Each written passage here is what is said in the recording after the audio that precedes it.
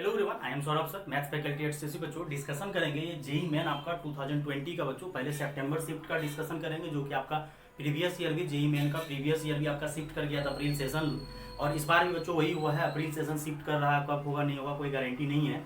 तो ये JEE main 2020 का बच्चों क्वेश्चन डिस्कशन करेंगे, जो भी पूछा गया 2020 में। सीक्वेंस सीरीज ये प्रोग्रेशन चैप्टर है, ये आपका प्रोग्रेशन का बच्चों डिस्कशन करेंगे। प्रोग्रेशन से रिलेटेड जो भी आपको क्वेश्चन आया था, जिसको आप लोग बोलते हैं AP GP HP, sequence series भी बहुत बच्चा बोलता है, लेकिन ये प्रोग्रेशन अगर सही पढ़ा है तो चैप्टर का नाम बच्चों प्रोग्रेशन ही बोलेंगे।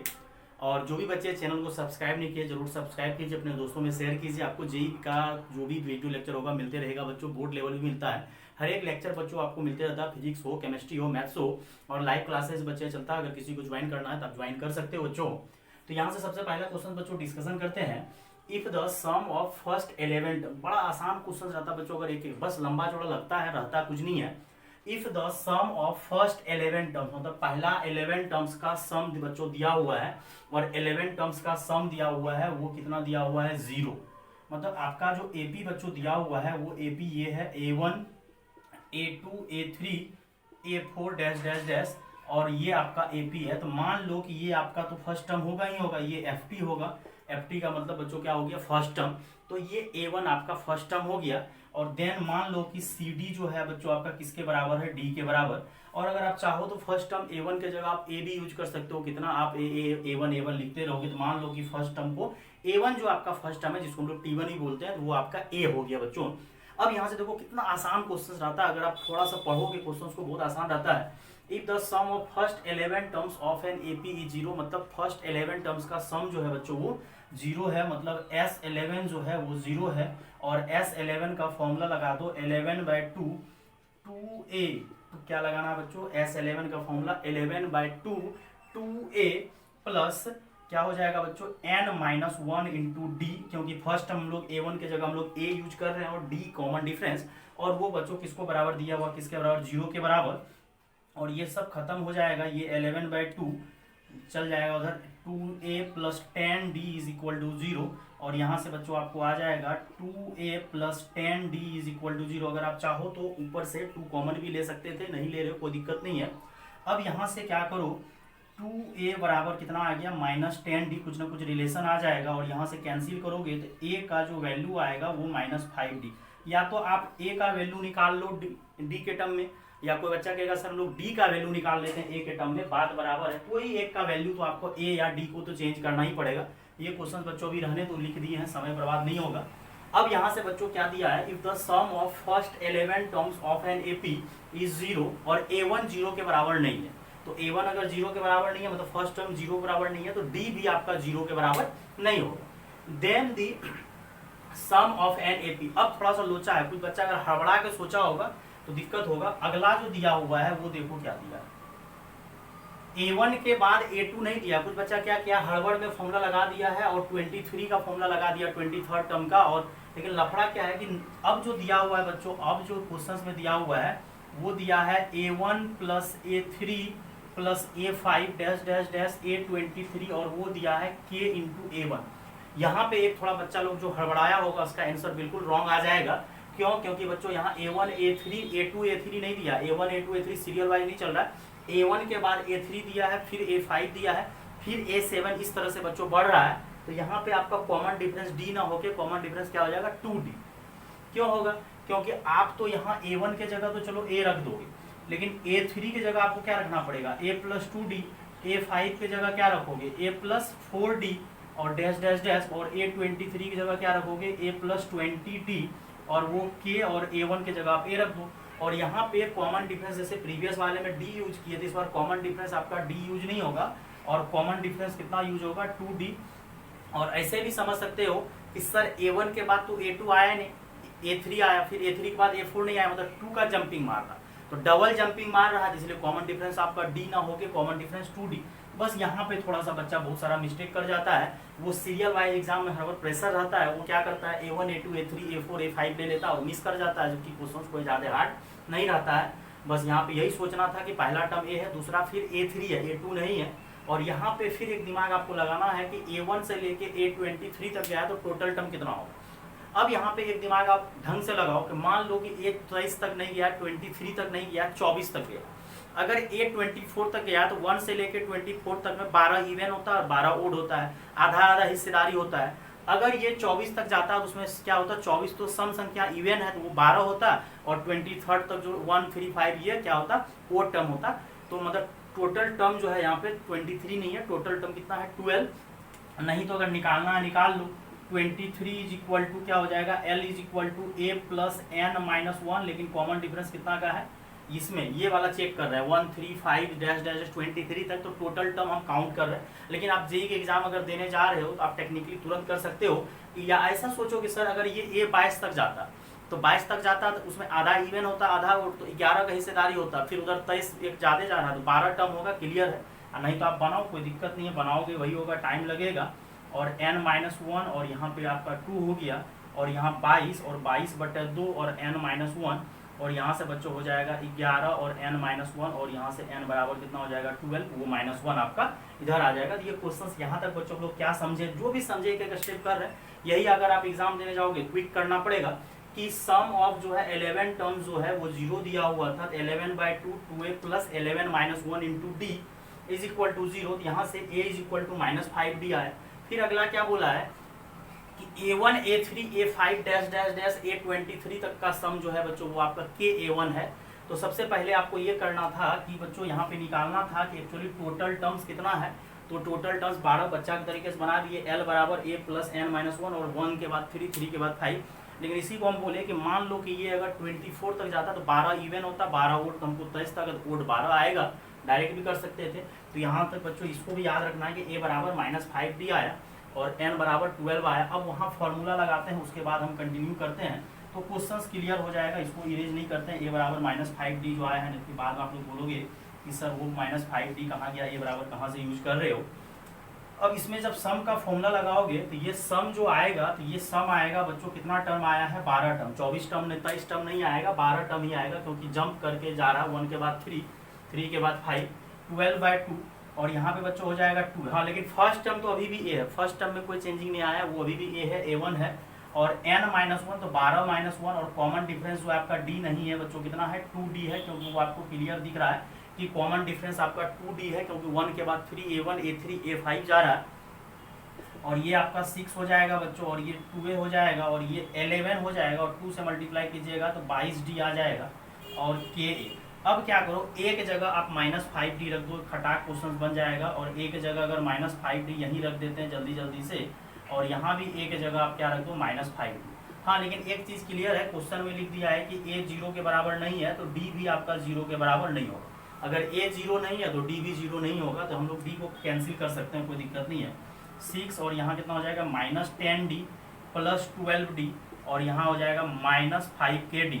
और इसको आगे सॉल्व करोगे, और हम लोग a का यूज कर चुके हैं, a के जगह हम लोग -5d रख चुके हैं, a के जगह -5d रखना था। और यहाँ पे बच्चों हो जाएगा 12d is equal to -5kd, और ये d और d काट दो, बगल में लिख दो कि d तो ऐसे भी 0 नहीं है, तो 0 नहीं है इसीलिए हम लोग कैंसिल कर दिए। और यहाँ से कितना हो जाएगा बच्चों 72, और हमको k का ही तो वैल्यू पूछ रहा था, तो k का वैल्यू बच्चों कितना हो जाएगा, ये 72 आएगा और ये -5k, तो therefore k is equal to आ जाएगा -72/5, -72/5, जो कि आपका ऑप्शन जो है कौन सा दिया हुआ बच्चों, सी नंबर ऑप्शन दिया हुआ है, k का वैल्यू -72/5 आया। तो बड़ा लाजवाब है बच्चों, आराम से क्वेश्चन बन गया, इसमें कोई दिक्कत वाली बात नहीं है। बस a के जगह हम लोग क्या यूज कर दिए, जो आया था वहाँ से 11 टर्म का सम 0 था, तो वहाँ से a की जगह -5d रखे, तो वहाँ से सॉल्व किए 12d, और यहाँ से आंसर आ गया -72/5। तो कुछ भी नहीं था, बस ये 11 टर्म का सम 11 टर्म का सम 0 करना था, और आगे बस आपको दिमाग रखना था कि a1 a3 a5 dash dash a23, तो वो बीच में एक जंप कर रहा है, तो वहाँ पे कुछ बच्चा मिस्टेक करता था तो उसका आंसर कुछ और आ जाता, ये दूसरा आ जाता। अब अगला क्वेश्चन को बच्चों ढंग से पढ़ो, इसको इरेज करना, इसको नोट कर लो आप। अगला क्वेश्चन को देखो ढंग से। अगला क्वेश्चन दिया है, if the first term of an AP is 3। क्या दिया हुआ बच्चों, फर्स्ट टर्म आपका एपी का क्या दिया हुआ है, 3 दिया हुआ है। तो क्लियर है, ए का वैल्यू आपका 3 है, और ये हमेशा जेईई के एग्जाम में पहले भी पूछा हुआ है, हमेशा ये क्वेश्चंस आपको पूछता रहता है। नेक्स्ट जब भी 11 तक का कोर्स जब करवाते हैं बच्चों, 11 क्लास के कोर्स में भी ये सब क्वेश्चन इस टाइप का करवाते हैं। एक्चुअली देखो क्वेश्चंस क्या बोल रहा है, पहले तो बोला है कि फर्स्ट टर्म आपका 3 है, मतलब ए का वैल्यू 3 है। अब अगला क्या दिया हुआ है, सम ऑफ फर्स्ट 25 टर्म, मतलब पहला 25 टर्म का sum is equal to sum of next 15 term, मतलब पहला 25 टर्म का जो सम है वो अगले नेक्स्ट 15 टर्म के सम के बराबर होगा। मतलब ये T1 है, T2 है, T3 है, dash dash dash T25, T26 dash dash dash 15 term जोड़ोगे तो T40 तक जाएगा। और यही क्वेश्चन अगर आपको समझ में इतना आ जाता कि सम ऑफ फर्स्ट 25 टर्म, मतलब पहला 25 टर्म का सम वो अगले नेक्स्ट 15 टर्म के बराबर, तो 25 में 15 जोड़ो 40 हो जाएगा। और यहाँ से यहाँ को ही बोला जाता है बच्चों S25 फर्स्ट, मतलब पहला 5 टर्म। और हम लोग जो एपी का फॉर्मूला भी पढ़ते हैं बच्चों, वो n/2 2a + n-1 × d, वो sum of first 25 sum of first n terms के लिए ही पढ़ते हैं। अब ये जो आपका 25 से स्टार्ट होके 26 से जो स्टार्ट होके जाएगा वो 40 तक, तो वो आपका नेक्स्ट होगा।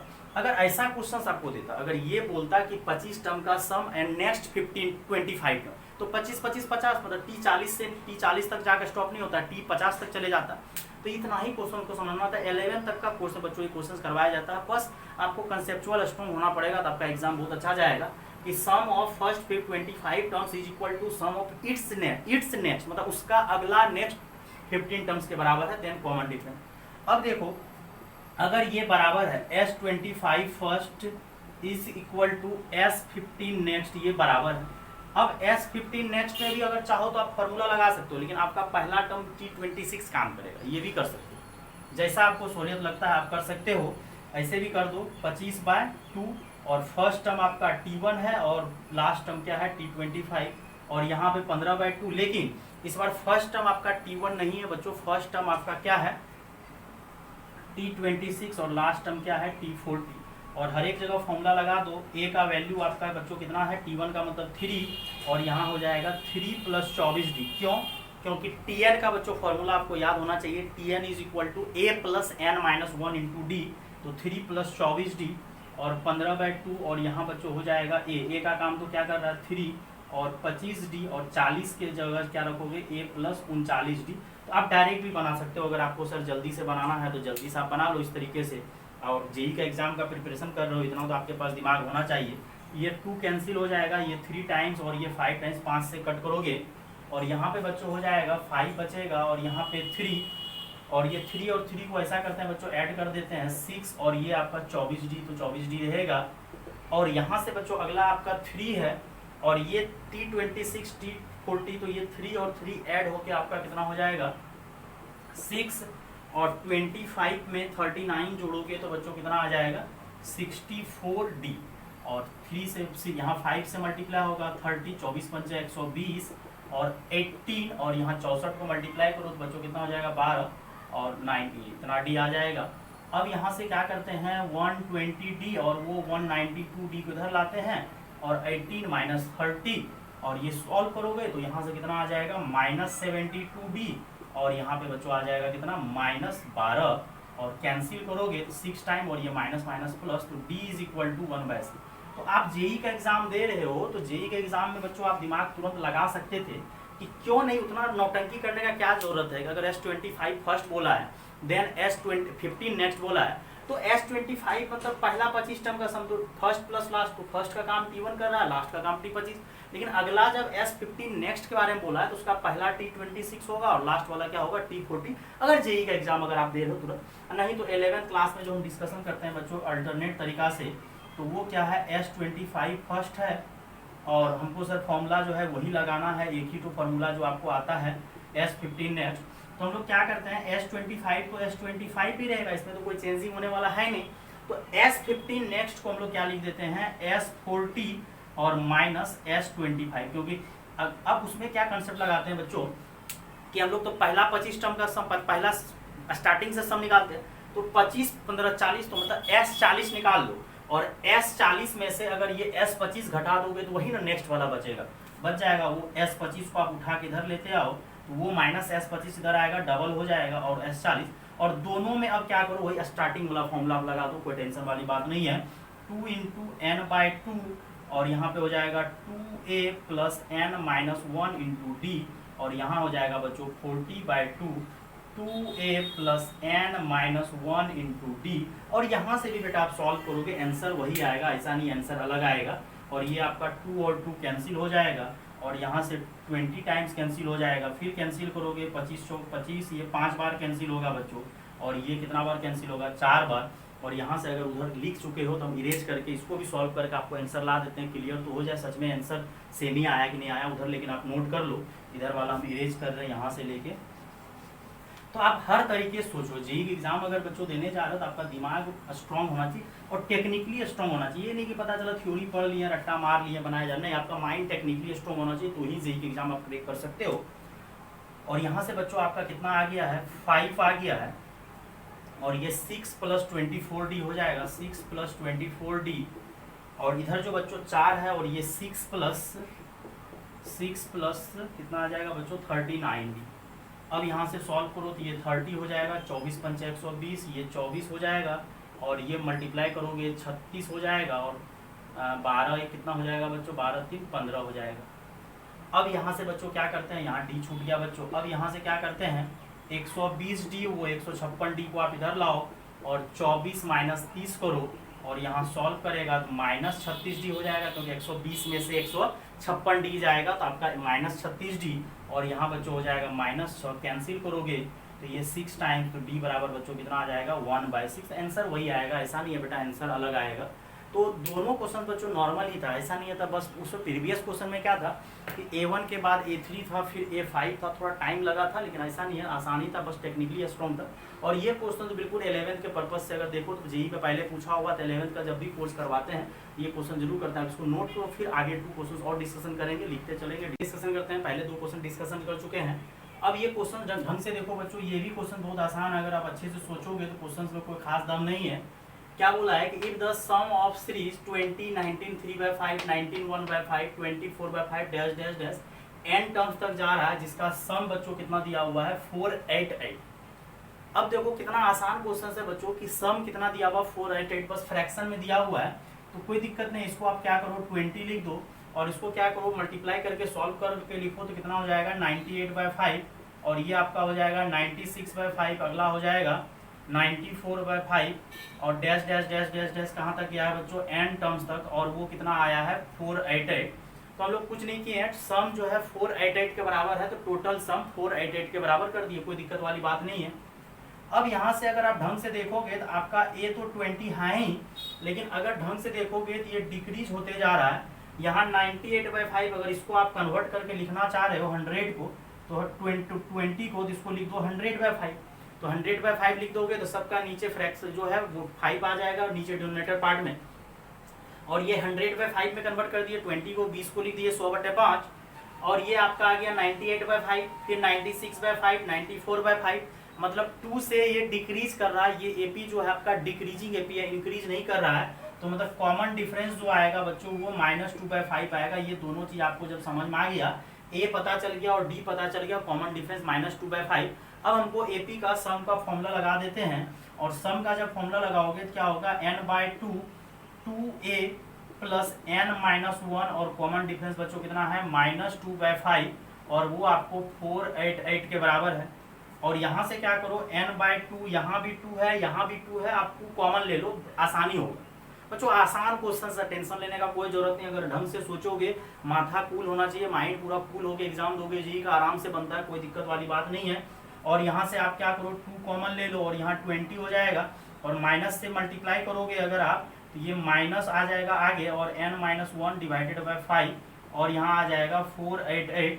ये आपका 2 और 2 कैंसिल हो जाएगा, n अब एलसीएम लो तो 100 हो जाएगा, माइनस n हो जाएगा और +1, और नीचे कितना आ जाएगा 5, 488। अब फिर से सॉल्व करो, यहाँ पे 100 में अगर आप 1 ऐड करोगे तो 101 माइनस n, और 5 से मल्टीप्लाई कर देते हैं इसको, कितना हो जाएगा 8 × 5 40, फिर 44 हो जाएगा, और यहाँ पे कितना हो जाएगा 24 हो जाएगा। अब यहाँ से क्या करते हैं, फिर n से मल्टीप्लाई अगर करोगे तो ये क्या हो जाएगा आपका 101n minus n square is equal to 2440। अगर किसी को कोई दिक्कत है तो आप सॉल्व कर सकते हो, 24 सही आया है। अब यहाँ से क्या करते हैं, इस पार्ट को उधर लेके चलते हैं, आज इधर लेके चलो, n square minus 100n 101n, और वो प्लस 2440 रहेगा, इधर ही लिखे हैं लेके, लेकिन उस साइड गए हैं, या ऐसा सोचो कि 2440 को आप इधर लाए, माइनस कॉमन ले लिया, कोई दिक्कत वाली बात नहीं है। और यहाँ से अब इसका फैक्टर करते हैं। अगर इसका फैक्टर करते हैं तो इसका फैक्टर देखते हैं क्या होगा। इसका तो 2 टुकड़ा हमको दिख रहा है, एक तो 10 हो जाएगा, एक यहाँ 240, फिर इसको अगर 4 से तोड़ोगे तो 24 ये, तो 4 को ये 10 अगर दे दोगे तो ये 40 हो जाएगा। और 61 40 101, हाँ 61 40 101, N square minus 61n minus 40n, तो 61 40 कितना हो जाएगा। तो यही फैक्टर थोड़ा बहुत करना था, कोई दिक्कत वाली बात नहीं है। 2n का वैल्यू आएगा 61 और 40, तो n माइनस 61 और यहाँ से 40 कॉमन लोगे तो ये n माइनस 61 बराबर 0। और यहाँ से बच्चों आ जाएगा n माइनस 61 और n minus 40 is equal to 0। तो n बराबर 1 आएगा 61 और 1 n बराबर 40। अब मैटर ये करता है कि दोनों सही है क्या, नहीं, कोई एक ही सही हो सकता है, क्योंकि nth टर्म क्या बोला है, निगेटिव लेने के लिए, पॉजिटिव नहीं लेने के लिए। तो मेरे दिमाग में तो एक आया कि n 40 हो ही नहीं सकता है, 61 मतलब बहुत आगे, क्योंकि ये डिक्रीजिंग एपी है, तो डिक्रीज होते होते ये निगेटिव की तरफ एंट्री करेगा, निगेटिव की तरफ जाएगा, तो हमको लग रहा है कि n का वैल्यू 61 होगा। लेकिन n का वैल्यू 61 नहीं है, 60 है, 40, ये तो गलत है। ये दोनों ऑप्शन आपका गलत हो गया। मतलब आपको tn निकालना है, tn कौन सा होगा, -4 होगा या ये होगा। तो देखो बच्चों कुछ नहीं किए, सम आपका 488 दिया हुआ था, सॉल्व किए, n का 2 वैल्यू आ गया। अब यहाँ से क्या, इसको नोट करो, तो आगे कंटिन्यू करते हैं। अब हम लोग क्या करते हैं, T61 पहले निकालते हैं, फिर T40 निकालते हैं। मतलब वही tn का मतलब ही वही हुआ कि क्या T60 और T61 या T40। अब यहाँ से एक सोचने वाली बात यह है कि T40 तो आप तभी ही कैंसिल कर दो कि T40 होगा ही नहीं, क्योंकि वो निगेटिव से धीरे धीरे पॉजिटिव घटते घटते घटते घटते निगेटिव तरफ जाएगा, तो 61 जो आएगा वही निगेटिव की तरफ जाएगा। वैसे हम दोनों निकाल देते हैं, मतलब tn का मतलब वही T61। तो फॉर्मूला हो जाएगा a plus 61 minus 1 into D. और a की जगह बच्चों अब यहाँ से बात आता है, आपका a कितना है 20 और 60, और d कितना आया था -2/5, क्योंकि -2/5 से डिक्रीज हो रहा है, और ये 12 हो जाएगा, और ये 20 माइनस कितना हो जाएगा 24, तो कितना आएगा -4। मतलब T61 जो आया बच्चों वो क्या आया, -4 आया, तो बिल्कुल सही आया, यही -4 आंसर होगा। अगर T40 भी निकालना है, क्योंकि n का 2 वैल्यू आया, 40 भी निकालो, तो a plus 40 minus 1 into D, और a की जगह आप 20 रखो, ये 39, और यहाँ -2/5 सॉल्व करोगे तो 100, और 39 2 78 हो जाएगा 5। तो ऐसा कोई ऑप्शन अगर है तो दोनों देख लेते हैं।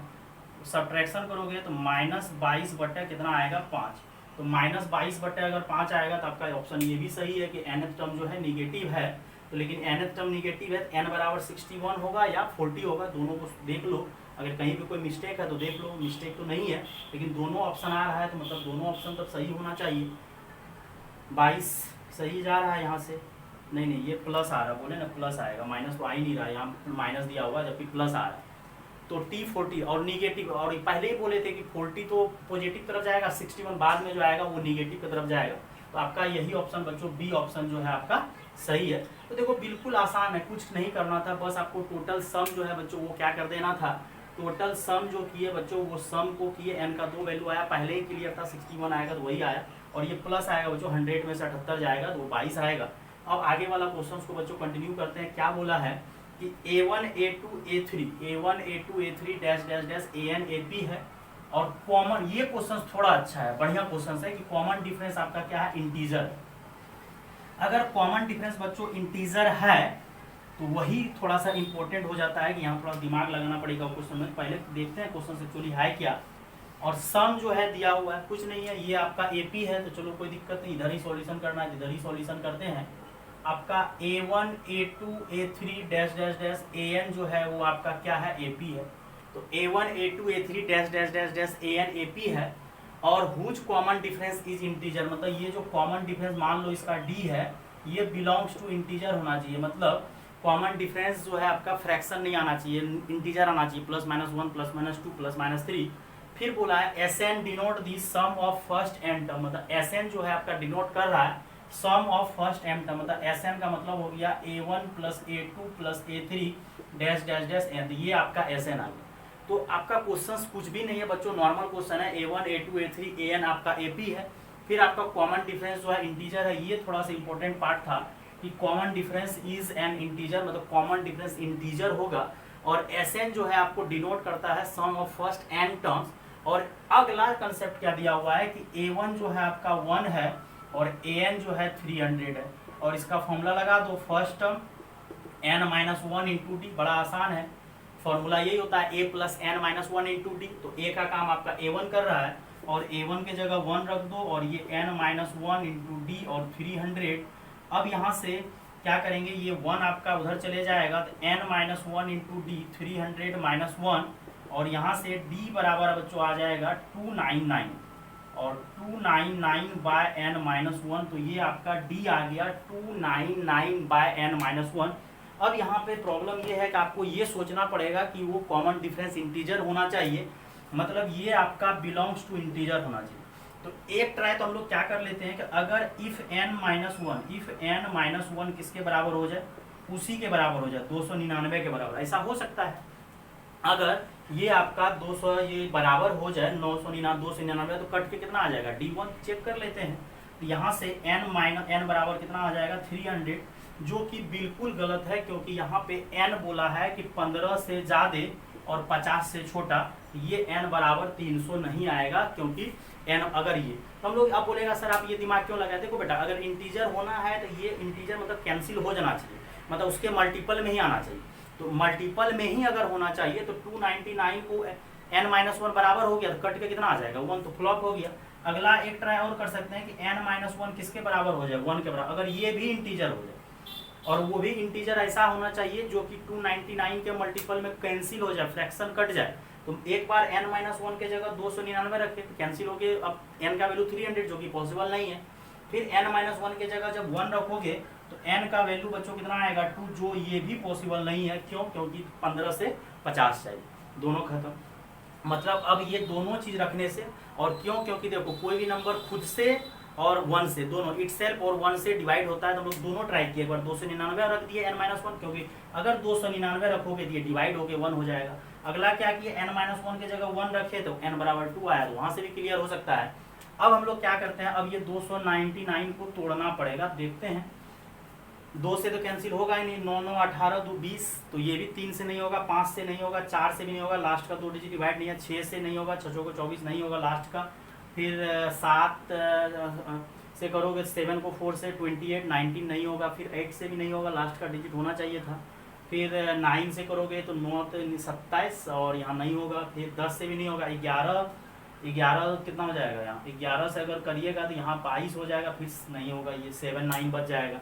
फिर 12 से होगा, 12 दूना 24, 5 9 नहीं होगा। फिर 13 से 13 26, 13 39, तो 13 से हो जाएगा। 13 कितना हो जाएगा 26, बचेगा 3, 13 39 27। और इसका फैक्टर क्या करते हैं, 299 का फैक्टर आ रहा है बच्चों 23 इंटू 13, 2 फैक्टर आ रहा है। तो हम लोग ये ट्राई मारे, एक तो 1 से डिविजिबल होना चाहिए, एक इटसेल्फ से नहीं हुआ। अब क्या करते हैं, अगर n-1 इफ n-1 किसके बराबर हो जाए 23 के बराबर, तो n का वैल्यू कितना आ जाएगा 24। फिर अगला क्या करते हैं, इफ n-1 किसके बराबर हो जाए 13 के बराबर, तो n का वैल्यू कितना हो जाएगा 14। दोनों ट्राई करते हैं क्योंकि दोनों को लेकर चलना पड़ेगा। अब सर ऐसा आप क्यों किए, क्योंकि अगर n-1 23 के बराबर हो जाएगा तो कैंसिल हो जाएगा, अगर n-1 13 के बराबर होगा तो भी कैंसिल हो जाएगा, क्योंकि आपको डी इंटीजर रखना। अब n-1 के जगह एक बार 23 रखे, एक बार 13, तो n का 2 वैल्यू आया 24 और 14 14।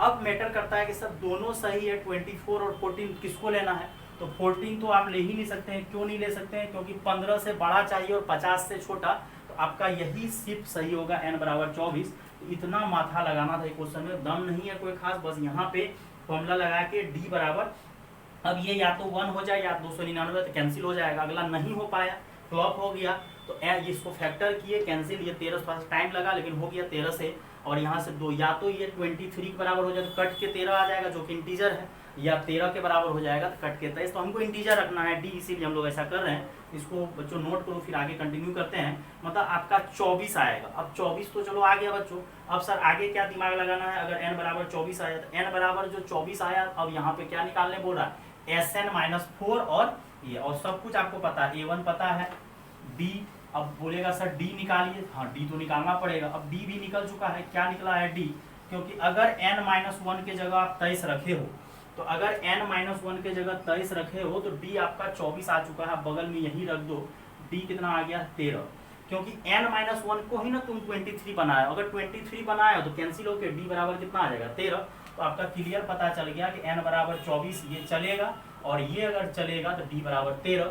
अब हमको निकालने बोल रहा है Sn-4, तो Sn-4 का मतलब हो गया 24 - 4 मतलब S20, और इसको क्या करेंगे n/2, 2a का काम बच्चों क्या कर रहा था, फर्स्ट टर्म कितना दिया हुआ है 1 दिया हुआ है, और n-1 20 -1, और d का काम क्या कर रहा है 13 और 10 हो जाएगा 2, यहाँ मल्टीप्लाई करो, सब्ट्रैक्शन मत करो, बाद में कर लेना, और यहाँ पे 13 और यहाँ पे 10, और सॉल्व करेगा तो ये कितना हो जाएगा 262। देख लो बच्चों n-1 इंटू डी, कहीं कोई मिस्टेक नहीं होना चाहिए, फिर आपको प्रॉब्लम होगा। और यहाँ से सब्ट्रैक्शन करेगा तो -11, तो यहाँ से कितना हो जाएगा बच्चों 249, क्योंकि 2 यहाँ सब्ट्रैक्ट होगा -11 फिर 249, तो आपका आ जाएगा 2490, जो कि आपका ऑप्शन है 2490। आपका ऑप्शन यहाँ भी है, यहाँ भी है, मतलब अगला चेक करना पड़ेगा। अब हम लोग चलते हैं Tn-4 साइड निकालने बोला, जिसको An-4 लिखा है, तो ये भी T20 हो जाएगा, क्योंकि n का वैल्यू 24 आया, n-1 की जगह 23 रखे तो n का वैल्यू 24 आया है, तो यहाँ से फॉर्मूला हो जाएगा a + 20 - 1 इंटू डी, तो a1 के जगह तो 1 रख देंगे, और यहाँ 19 रखना है तो ना रखो, नहीं तो ऐसा करते हैं 19 तो रखो ही मत, नहीं तो कैलकुलेशन फिर ज़्यादा हार्ड हो जाएगा। यहाँ 13 और यहाँ 1, यहाँ पे 260 - 13, यहाँ से आपका बच्चों हो जाएगा n- यहाँ 1, और यहाँ से बच्चों कितना आंसर आ जाएगा, यहाँ से आपका आंसर यहाँ भी वही आ रहा है, ऐसा क्यों हो रहा है, ऊपर में कुछ मिस्टेक हुआ होगा मे भी, तो नहीं, यहाँ पे 248 आएगा, थोड़ा सा चेंज आएगा, क्योंकि 260 से -12 तो 248, तो आपका ऑप्शन नंबर बच्चों सी आएगा। तो बड़ा लाजवाब क्वेश्चन, देखो बच्चों क्वेश्चन कोई नहीं है, बहुत नॉर्मल क्वेश्चन रहता है, बस आपको बढ़िया से करना है, इसको नोट करो, फिर आगे क्वेश्चन कंटिन्यू करते हैं। 2010 को कंटिन्यू करते हैं कि 3 की पावर 2 sin अल्फा, 3 की पावर 2 sin 2 अल्फा दिया बच्चों, 3 की पावर 2 sin 2 अल्फा -1 14, देन 3 की power 4 - 2 sin 2 alpha are the first 3 term, मतलब पहला 3 टर्म है बच्चों, ये पहला फर्स्ट 3 टर्म है, पहला 3 टर्म दिया हुआ है एपी का, और सम अल्फा के लिए दिया हुआ है, कोई अल्फा वैल्यू होगा वो चेक कर लेंगे कि एग्जिस्ट कर रहा है या नहीं कर रहा है। Then 6th term of AP, मतलब 6th टर्म क्या होगा, मतलब छठा टर्म क्या होगा, वो तो बात की बात है। पहले देखो क्वेश्चन कितना आसान रहता है, बस आप सोचोगे तो आराम से बन जाएगा। बोला है कि फर्स्ट 3 टर्म आपका दिया हुआ है, और वो फर्स्ट 3 टर्म बच्चों क्या है, 3 की पावर 2 sin 2 अल्फा -1 14, और 3 की पावर 4 - 2 sin 2 अल्फा, ये आपका फर्स्ट 3 टर्म है, एपी है, मतलब ये T1 है, ये T2 है, और ये T3 है। और अगर आपको याद है सीधा एपी का बच्चों प्रॉपर्टीज होता है, अगर पहला 3 टर्म एपी है तो मिडिल का डबल, अगल बगल का फर्स्ट और थर्ड का क्या हो जाएगा सम, और नहीं तो बच्चे एक तरीके से बनाना है बनाओ, या तो डायरेक्ट मिडिल का डबल कर देते, T2 में से T1 सब्ट्रैक्ट करो और T3 में से T2, क्योंकि बेसिक कंसेप्ट तो ये होता है एपी का कि कॉमन डिफरेंस क्या होना चाहिए, बराबर होना चाहिए। और यहाँ से वो T2 को बच्चों इधर लाओगे तो ये क्या हो जाएगा 2T2 = T1+, और इसी चीज को आप डायरेक्ट याद रख सकते हो, मिडिल का डबल आजू बाजू का सम, तो मतलब ये T2 - T1, वो T2 इधर आया तो डबल हो गया, और ये T1 उधर चले गया। अब यहाँ से आपका T2 का काम बच्चों क्या कर रहा है 14, और T1 का काम क्या कर रहा है 3 की पावर 2 sin 2 अल्फा -1, और T3 का काम कर रहा है 3 पे पावर 4 - 2 sin 2 अल्फा। अब यहाँ से क्या करते हैं, ये आपको 3 पे पावर थोड़ा सा प्रॉब्लम करेगा, तो इसको आप टेक्निकली तरीके से सॉल्व करो, ये तो आपका 28 हो जाएगा, और यहाँ पे लिख दो 3 की पावर 2 sin 2 अल्फा बाय 3 पे पावर 1, क्योंकि अगर बेस सेम रहता है तो डिवीजन में पावर सब्ट्रैक्ट होता है, तो माइनस है तो माइनस वाले को नीचे ला दिए, और प्लस यहाँ पे 3 की पावर 4 और 3 की पावर 2 sin 2 अल्फा को नीचे ला लिए, और आपको लाना ही लाना है, नहीं तो सॉल्व करने प्रॉब्लम होगा। तो हम लोग क्या किए, पॉजिटिव पावर ऊपर निगेटिव पावर नीचे, पॉजिटिव 4 ऊपर निगेटिव नीचे। अब यहाँ से बच्चों क्या करते हैं, पुट कर दो 3 की पावर 2, इस टाइप का क्वेश्चन बच्चों हमेशा इसी तरह से बनाते हैं, 3 की पावर 2 sin 2 अल्फा को टी पुट कर दो, क्योंकि इसको ढोने में आपको टाइम लगेगा, फिर मुसीबत हो जाएगा। अब जब यहाँ से आपको कितना हो जाएगा बच्चों, ये तो 28 हो गया, मल्टीप्लाई किया, और ये 3 की पावर 2 sin 2 अल्फा को आप टी पुट कर दो, और जैसे बच्चों टी पुट करोगे क्वेश्चन आसान हो जाएगा। और यहाँ से हो जाएगा बच्चों टी, और डिवाइडेड बाय कितना हो जाएगा 3, और यहाँ बच्चों हो जाएगा 81 डिवाइडेड बाय टी, और देखो कितना आसान हो जाएगा क्वेश्चन टी मिला दिए। अब टी निकाल लेते हैं, बाद में कंपेरिजन कर देंगे। और यहाँ से एलसीएम अगर लोगे तो 28, और यहाँ टी स्क्वायर प्लस 81 को 3 से मल्टीप्लाई करोगे तो कितना हो जाएगा 243, और फिर इधर मल्टीप्लाई करोगे तो ये 84t और t स्क्वायर प्लस 243, और यहाँ से बच्चों क्या करते हैं, ये 84t को उधर लेके चलते हैं तो 84t और 243। अब यहाँ से हमको t निकालना है और इसका फैक्टर कर देना है, और 84 लाने के लिए फैक्टर तो बहुत पहले ही इसका हो चुका था, क्योंकि 81 को 3 से मल्टीप्लाई किए थे 243 आया था। 81 को 3 से मल्टीप्लाई करो, यहाँ से 2 आंसर वैसे आएगा, आंसर तो आ ही चुका है, लेकिन अगर बनाना है तो बनाइए। मैं तो डायरेक्ट आंसर बोल देते कि एक आएगा 3, और यहाँ से आएगा t कॉमन लोगे तो t माइनस 81, और यहाँ से -3 कॉमन लोगे तो t माइनस 81 बराबर 0, और यहाँ से बच्चों t माइनस 3 एक फैक्टर आएगा और एक ये t माइनस 81, यहाँ से t का 2 वैल्यू आएगा 3 और 81। अब मैटर ये करता है क्या दोनों सही है या एक सही है। तो पहले क्वेश्चंस को बच्चों आप ढंग से समझो। पहला 3 टर्म है जो कि एपी में दिया हुआ है, हम लोग कुछ नहीं किए हैं, बस इसको क्या किए हैं, एपी है मिडिल का डबल आजू बाजू का सम किए हैं, और 14 को 2 से मल्टीप्लाई किए, मिडिल को 18 आया है, और यहाँ से इसको पुट किए हैं टी, जिसे सॉल्व करने में आसानी हो, और टी का 2 वैल्यू आया 3 और 81। देखते हैं क्या दोनों सही है। इसको इरेज कर रहे हैं बच्चों। अगर दोनों सही है कि एक सही है, एक बार चेक कर लेते हैं। अगर दोनों सही है तो बहुत अच्छा बात है, अगर एक सही है तो वो भी ठीक है। अब यहाँ से बच्चों क्या करते हैं, एक बार हम लोग टी की जगह 3 लेते हैं और दूसरा टी की जगह 81, और टी हम लोग किसको माने थे, क्योंकि अल्फा तो एग्जिस्ट करना चाहिए अल्फा साइन के टर्म में, तो 3 पे पावर 2 साइन 2 अल्फा बराबर 3 पे पावर 1, और यहाँ पे 2 साइन 2 अल्फा बराबर 1, तो देयरफॉर यहाँ से साइन 2 अल्फा बराबर 1/2, जो कि चलेगा, हाँ चलेगा। और यहाँ पे क्या रखोगे, 2 साइन 2 अल्फा, और 81 को क्या करोगे 3 पे पावर 4, क्योंकि 81 है तो 3 पे पावर 4 होगा, और यहाँ से बच्चों आएगा 2 sine 2 alpha is equal to 4, और यहाँ से sine 2 alpha is equal to 2, जो कि बिल्कुल गलत है, क्योंकि साइन थीटा का वैल्यू -1 से कहाँ होना चाहिए, +1, तो साइन थीटा का वैल्यू -1 से +1 तो है नहीं। अगर साइन थीटा का वैल्यू -1 से +1 नहीं है तो ये रॉन्ग हो गया, तो मतलब ये ही आपका चलेगा सिर्फ। और यहाँ से 2 साइन अल्फा इसके बराबर आएगा, 2 साइन 2 अल्फा 1 के बराबर। इसको खटा क्या करते हैं, पुट कर देते हैं तो जल्दी आंसर आ जाएगा। और यहाँ से क्या हो जाएगा बच्चों, देयरफॉर यहाँ पे साइन 2 अल्फा की जगह 2 साइन 2 अल्फा की जगह 1/2 मत रखो, डायरेक्ट उसके जगह 1 रख देते हैं, तो 1 - 1 अगला 14, और 4 - 1 डैश डैश डैश, और ये 3 1 में से 1 गया 0, 3 पे पावर 0 1 14, और ये कितना आ जाएगा 3, तो कितना आ जाएगा 27। अब क्या करते हैं, ज़्यादा बड़ा टर्म निकालने नहीं बोला है जेपी का फॉर्मूला, छठा टर्म निकालने बोला, खटा खटा कर लेते हैं। कितना से बढ़ा है 13 से, फिर कितना से बढ़ा है 13 से, तो फिर कितना से बढ़ेगा 13 से, कितना हो जाएगा 40, फिर 13 से बढ़ेगा तो 53, फिर 13 से बढ़ेगा तो कितना हो जाएगा 66। तो ऑप्शन आपका ए सही है 66, क्योंकि हर क्वेश्चन को क्या जरूरी बनाने का, डायरेक्ट आप बना लो।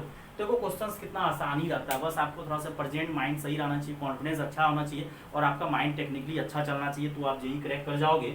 और देखो कुछ नहीं किए हैं, बस आप थोड़ा सा यहाँ पुट करने वाला बात था कि ये टी का 2 वैल्यू आया, एक वैल्यू एग्जिस्ट कर रहा, एक एग्जिस्ट नहीं कर रहा, थोड़ा सा ट्रिग्नोमेट्री का नॉलेज होना चाहिए, और यहाँ से आपका आंसर आ गया 66। अगला क्वेश्चन को बच्चों ढंग से देखो, वो भी बहुत आसान है। सम ऑफ फर्स्ट 20 टर्म, क्या बोला है बेटा, sum of first 20 terms of this series, मतलब पहला 20 टर्म्स का सम दिया हुआ है।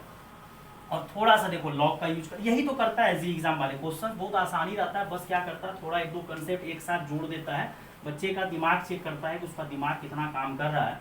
तो क्या कर दिया, थोड़ा सा log x 7, अब थोड़ा सा लॉग पढ़ा देते हैं इस टाइप का। इससे बेहतरीन क्वेश्चन जेई 2020 सब में आया, 21 सब में, 19 में आया था, इससे ही बढ़िया क्वेश्चन। थोड़ा सा प्रॉपर्टीज पढ़ लो, log a पे पावर m, b पे पावर n, ऊपर का पावर ऊपर आएगा, नीचे का पावर नीचे आएगा, यही प्रॉपर्टीज आपको इतना तो से काम आएगा, सीधा ऊपर का पावर ऊपर, नीचे का पावर नीचे। अब क्वेश्चंस को ढंग से देखो, क्या दिया हुआ है क्वेश्चंस, log x 7 की पावर 1/2, log x बेस 7 की पावर 1/3, log x बेस 7 की पावर 1/4 डैश डैश डैश, कितना टर्म 20 टर्म्स, और वो कितना दिया हुआ है 460। अब देखो क्या करना है, ये जो पावर नीचे वाला पावर अगर आपका जाएगा, ढंग से देखो ये x है 7 पर, और नीचे का पावर नीचे जाएगा, लेकिन पावर क्या फ्रैक्शन में दिया हुआ 1/2, तो ये 1/2 पावर जो है आपका वो पलट के कितना हो जाएगा 2 log x बेस 7, तो ये पावर आएगा नीचे ही, लेकिन 1/2 पलट के क्या हो जाएगा 2 हो जाएगा, तो 2 log x base 7, 3 log x base 7, 4 log x base 7, 20 terms तक जा रहा 460। और हर एक जगह से बच्चों क्या करो, log x बेस 7 कॉमन ले लो, तो क्या हो जाएगा 2 + 3 + 4 डैश डैश डैश, कितना टर्म 20 टर्म, और ये 460। और फॉर्मूला लगा दो। एपी का फॉर्मूला क्लियर दिख रहा है कि ये 2 3 4 1 का कॉमन डिफरेंस है, एपी बन रहा है। और यहाँ से बच्चों फॉर्मूला लगाएगा तो 20 टर्म है n/2 2a plus n minus 1 और कॉमन डिफरेंस कितना का है 1 का और 460 log x बेस 7 और ये कैंसिल होके तो 10 आ जाएगा, 10 और 4 और ये कितना आ जाएगा 19 और 460 19 4 बच्चों कितना 1 0 तो यहाँ से कैंसिल हो जाएगा और 19 4 कितना हो जाएगा 23 और 23 को कैंसिल करोगे 2 टाइम्स कैंसिल होगा और लॉग हटाओगे तो ये 7 नीचे जाएगा और वो कहाँ चल जाएगा पावर में, मतलब आंसर आएगा 49 7 पे पावर 2, जो कि आपका ऑप्शन सिर्फ और सिर्फ 7 पे पावर 2 ही देके छोड़ दिया है। देखो बच्चों कितना आसान क्वेश्चन रहता है, इसको आप नोट करो फिर आगे कंटिन्यू करेंगे। थोड़ा जल्दी में डिस्कशन करते हैं। कॉमन डिफरेंस आपका एपी का दिया हुआ है, देखो क्या बोल रहा है कि common difference of an AP, मतलब एपी दिया हुआ है, पहले आप क्वेश्चन लिख लो। एपी दिया हुआ है B1 B2 B3 B4 आएगा डैश डैश डैश BM, ये आपका एपी है। और इस एपी का कॉमन डिफरेंस मान लो कुछ न कुछ मानना पड़ेगा, तो मान लेते हैं कि इसका कॉमन डिफरेंस D1 है, मान लिए कॉमन डिफरेंस D1 है। फिर अगला बोल रहा है कि 2 मोर देन, चलो दूर की बात है, फिर अगला क्या एपी है A1 A2 A3 dash dash dash dash AN, तो A1 A2 वो M तक गया है और ये कहाँ तक जा रहा है M तक, ये भी AP है। और जिसका कॉमन डिफरेंस हम लोग मान लेते हैं, मतलब CD जिसको हम लोग लिखे हैं CD, इतना तो आना चाहिए CD, अब कितना अंग्रेजी लिखते रहेंगे कॉमन डिफरेंस, तो ये CD का मतलब हो गया कॉमन डिफरेंस। और दोनों AP है, एक AP आपका B1 B2 B3 B4 dash dash dash BN तक है और दूसरा AP A1 A2 A3 dash dash dash AN तक है। और बोल रहा है बच्चों कि कॉमन डिफरेंस इसका D1 मान लिया, इसका D2 हम लोग अपने से माने हैं। और बोल रहे हैं कि पहला का कॉमन डिफरेंस जो है 2 मोर देन है, क्या है 2 मोर देन, मतलब पहला AP जो B1 B2 B3 है उसका कॉमन डिफरेंस 2 ज्यादा है, मतलब देयरफॉर D1 जो है वो इस वाले के कॉमन डिफरेंस से 2 ज्यादा है। बस इतना ही समझना था, मतलब पहला AP का कॉमन डिफरेंस दूसरे वाले AP के कॉमन डिफरेंस से 2 ज्यादा है, मतलब D1 is equal to D2 plus 2। और यहाँ से अब क्वेश्चन क्लियर। अब जाके आते हैं A40 दिया हुआ है और A100 दिया हुआ, मतलब ये वाले सेकेंड AP का दिया हुआ है। और A40 कितना दिया है बच्चों, A40 दिया है -159 और A100 दिया है बच्चों कितना -A399। अब इसको सॉल्व करो। A40 दिया हुआ है, ये आपका अकॉर्डिंग टू क्वेश्चंस बच्चों दिया हुआ है। देखो क्वेश्चंस में कोई दम नहीं रहता है, बस आपको दिमाग लगाना होता है। बोला है पहला AP का कॉमन डिफरेंस 2 ज्यादा है। अब यहाँ से A40 आपका -159, तो यहाँ से फॉर्मूला लगा दो।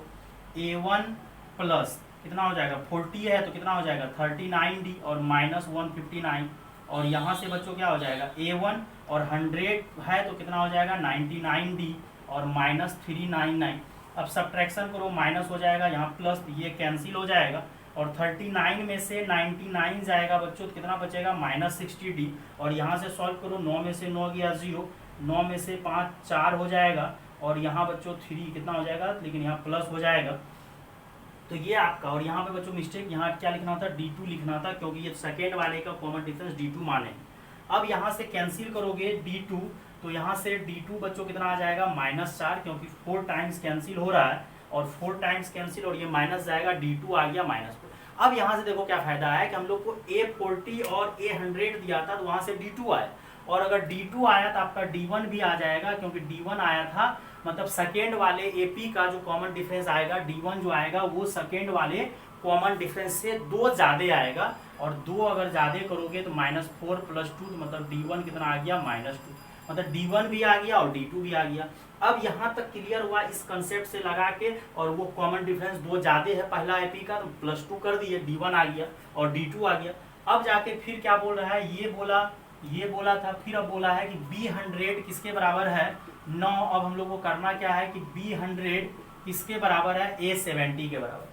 तो अगर B100 A70 के बराबर है तो B100 में फॉर्मूला लगा दो, B1 प्लस कितना हो जाएगा 99 और D1 लगा दो, और अगला में क्या करो A1 प्लस, और यहाँ पे बच्चों क्या करो 69 और D2, क्योंकि 70 n-1।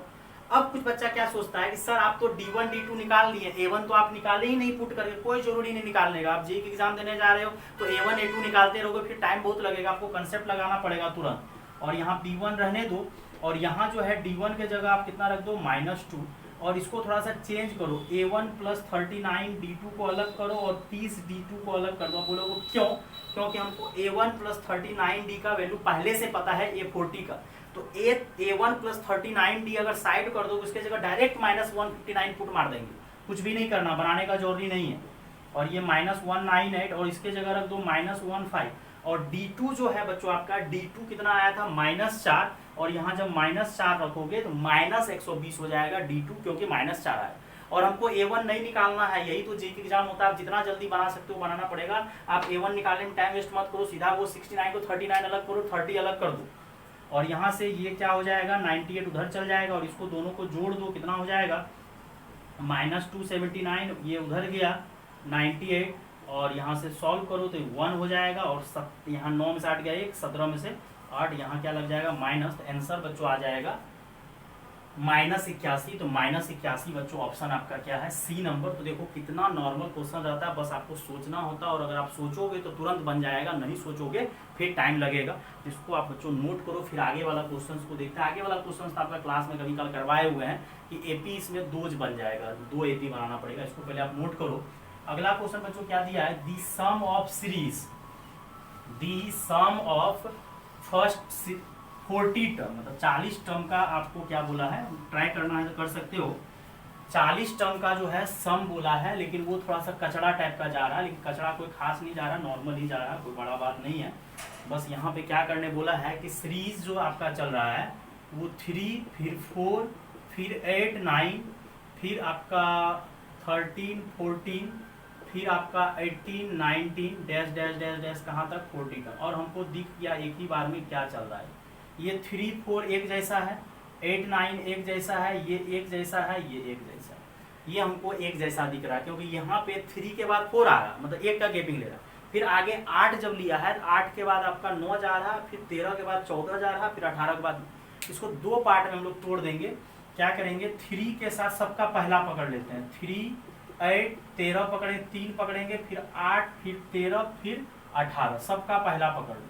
लेकिन जब पहला पकड़ोगे ये 2-2 का ग्रुप बना है, अगर 2-2 का ग्रुप बना है तो टोटल टर्म अगर 40 है तो ये आपका अब 20 टर्म्स तक ही जा पाएगा, ये 40 टर्म्स तक नहीं जा पाएगा। फिर सबका सेकेंड पकड़ो, 4 9 फिर 14 फिर 19, सबका सेकेंड पकड़ो, 4 + 9 + 14 + 19, ये कहाँ तक जाएगा 20 टर्म्स और वो कितना हो जाएगा 102m। और दोनों में अब देखो क्या है, 3 के बाद 8 5 8 5 13 13 5 18, मतलब कितना का डिफरेंस आ रहा है 5 का, ये भी 5 का, 5 4 9 9 5 14 19, तो 5 का चल रहा है कॉमन डिफरेंस। फॉर्मूला लगा दो 20/2, 2a + 20 - 1 इंटू कॉमन डिफरेंस 5 है। फिर अगला में भी लगा दो 20/2, 2a प्लस कॉमन डिफरेंस जो है आपका अगला वाला में भी 5 है, n - 1 और यहाँ पे 102m।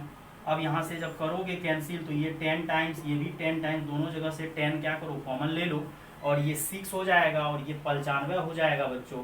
फिर ये 8 हो जाएगा और ये कितना हो जाएगा 95 और यहाँ से बच्चों हो जाएगा 102m और यहाँ से 10, 95 आपका 190 हो जाएगा, 190 में 14 जोड़ोगे तो आपका बच्चों कितना हो जाएगा 204 और यहाँ 102m और ये 2 टाइम्स कैंसिल, तो देयरफॉर m का वैल्यू आपका आ जाएगा 20, जो कि ऑप्शन नंबर सी। और एक क्वेश्चन जो बच्चों में हमेशा क्लास में कराते हैं और 2020 में आया हुआ है, वो क्वेश्चन हम तुरंत उड़ा के आ जाएंगे। वो क्वेश्चन क्या है बच्चों, इफ 20th टर्म या 10th टर्म पहले लिखना, लिखो if 10th term and 20th term, देखो क्वेश्चन कितना आसान है, 20th term of an AP is 1/20 and 1/10 respectively, मतलब 20th टर्म जो है, ये क्वेश्चन बच्चों क्लास में हम करवाते हैं, याद आ जाएगा बहुत सारा बच्चा को जो क्लास में अटेंड किए हुआ है। 10th टर्म दिया है 1/20, तो 20th टर्म 1/10 पलटी मार देता है रिस्पेक्टिवली, देन फाइंड बोलता है। ये जेई का जो क्वेश्चन बच्चों पूछा था, ये सब क्वेश्चन बनाया नहीं जाता, खटाक उड़ा के आ जाओ। वो जो अपने यहाँ रिशु जो 2311 लाए थे क्वेश्चन उड़ा के आ गया था बच्चों तुरंत, क्योंकि हम एक कंसेप्ट आपको बताए हुए हैं स्टैंडर्ड रिजल्ट। अगर Tm जो है 1/n होता है और Tn जो है 1/m अगर होता है बच्चों, तो हम लोग को क्या करते हैं, यहाँ से याद रखते हैं कि A और D जो होता है वो किसके बराबर होता है 1/m। अगर आपको ये याद था तो क्वेश्चन तुरंत बन जाएगा। मतलब अगर इस तरह से रहे मतलब जैसे फिफ्थ टर्म आपको दे देता है जैसे 1/6 और सिक्स टर्म दे देता है 1/5, उल्टा, एक उसका उल्टा वो उसका उल्टा। तो आप डायरेक्ट ए और डी याद रख लो कि 1/mn होता है।